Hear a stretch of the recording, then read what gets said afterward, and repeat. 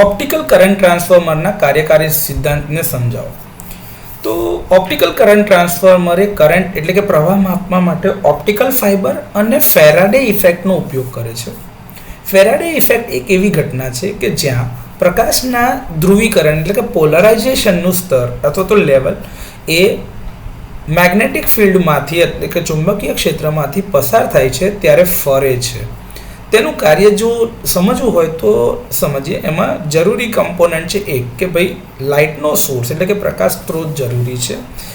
આમાં પ્રકાશ સ્ત્રોત તરીકે આપણે લેસર અથવા તો એલઈડી એટલે કે લાઇટ એમિટિંગ ડાયોડ ઉપયોગ કરીએ છીએ કે જેની મદદથી તમે પોલરાઇઝ્ડ પ્રકાશ ઉત્સર્જિત કરી શકો છો.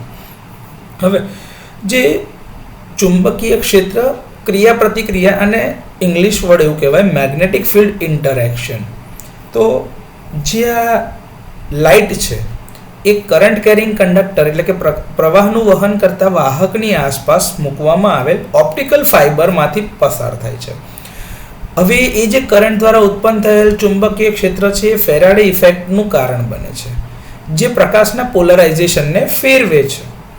હવે કેટલા અંશના ખૂણા પર એ પ્રકાશને પોલરાઇઝ કરે છે એટલે કે ફેરવે છે એ જોવા માટે તમારે એક ડિટેક્ટરની જરૂર પડશે, જેમાં ડિટેક્ટર તરીકે ફોટો ડિટેક્ટર અથવા તો પોલારીમીટરને યુઝ કરવામાં આવે છે કે જે પોલરાઇઝેશનના ખૂણાના ફેરફારને માપે છે.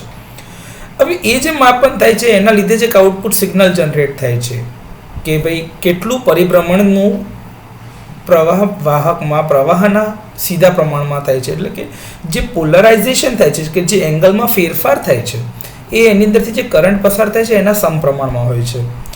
હવે આ જે ડિટેક્ટ થયેલું સિગ્નલ છે એ કરંટના રીડિંગ માટે પ્રોસેસ કરવામાં આવે છે અને આગળ મોકલવામાં આવે છે.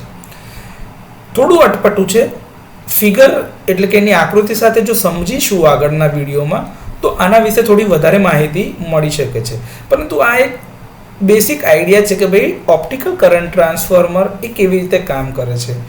સીધી રીતે જોવામાં આવે તો એ ઓપ્ટિકલ કરંટ ટ્રાન્સફોર્મર એ તમારા નોર્મલ કરંટ ટ્રાન્સફોર્મર કરતાં ઘણું અલગ છે અને ઘણું સારું પણ છે.